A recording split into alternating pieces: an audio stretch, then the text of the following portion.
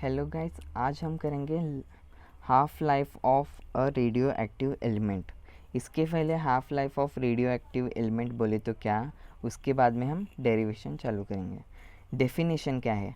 Half life of a radio active element is defined as time required by the element to reduce itself to half of its original value। इसका meaning क्या है? अभी 2 gram of radio active element है मेरे पास, तो उसका half होने के लिए कितना टाइम लगता है बोल तो इट्सेल्फ, तो एनी फोर्स और एनी रिएक्शन हम अप्लाई नहीं करते, वो अपने आप ही उसका हाफ होता है। अभी 2 grams of radio active element है, तो कितना टाइम लेता है टू रेड्यूस, वो हम इस डेरिवेशन से कैलकुलेट करने को इजी होता है। तो 2 ग्राम रहा तो 1 ग्राम होने के लिए कितना टाइम लेता है, तो उसके लिए time required to reduce half of it. 2 gram रहा तो उसका 1 ग्राम होने के लिए कितना टाइम लेता है ओरिजिनल वैल्यू से। तो it is denoted by T 1/2 यहाँ पे। It's value different for different element, तो सेम ही नहीं रहेगा सबका। रेडियो हाफ लाइफ उस हाफ होने के लिए सबका एलिमेंट का सेम नहीं रहता है। फॉर एग्ज़ाम्पल यहाँ पे रेडॉन लिया हूँ, उसका हाँ, तो half life of radio active radon का क्या है, कितना है 3.82 डेज हाफ होने के लिए। 2 ग्राम रहा तो 1 ग्राम होने के लिए कितना डेज चाहिए उसे, 3.82 डेज चाहिए।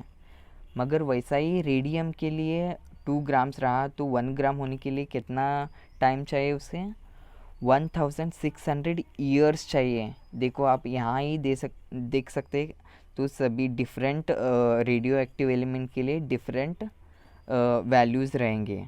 तो रेड्यूस होने के लिए, तो हाफ रेड्यूस होने के लिए तो डिफरेंट टाइम से। तो अभी हम डेरिवेशन करते हैं इसका। तो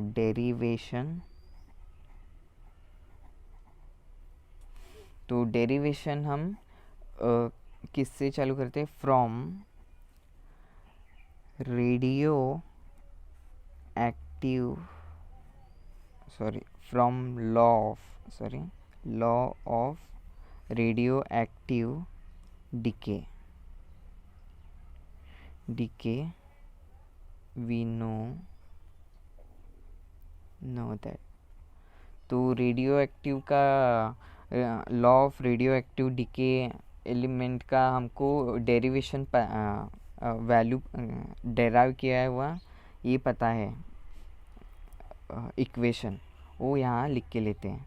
n is equals to N naught e raise to minus lambda T.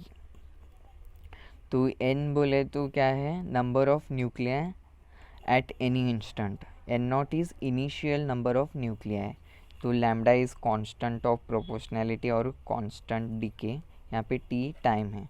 मगर बाय डेफिनेशन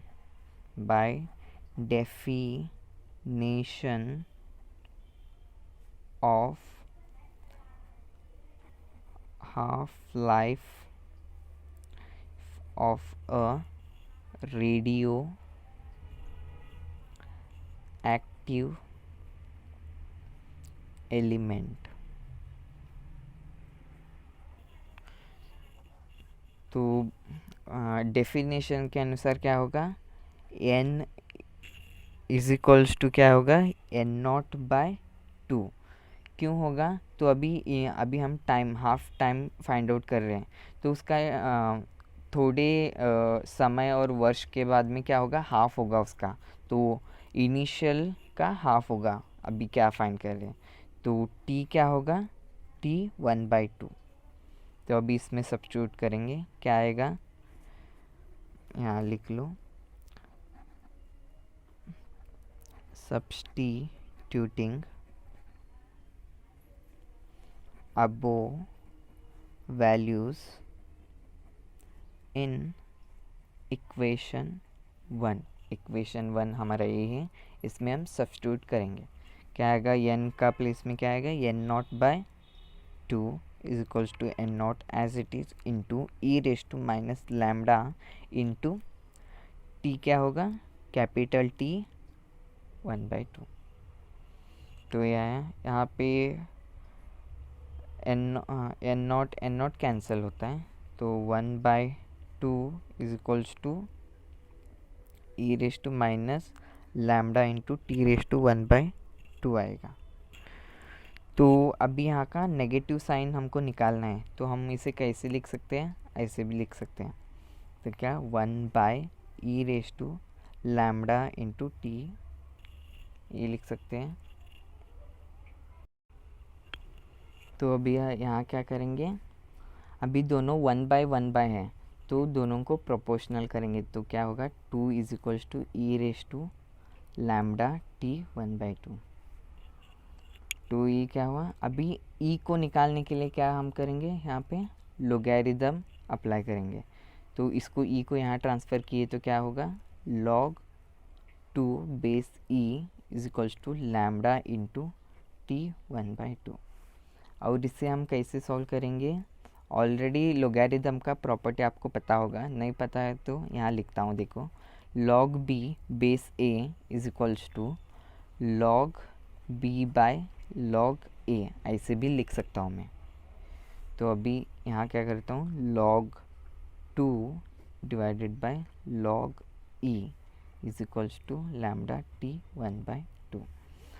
तो 1/log e का आंसर क्या आता है, 2.303 into log 2 lambda into t 1/2। अभी यहाँ क्या होगा, ये और log 2 का वैल्यू क्या है,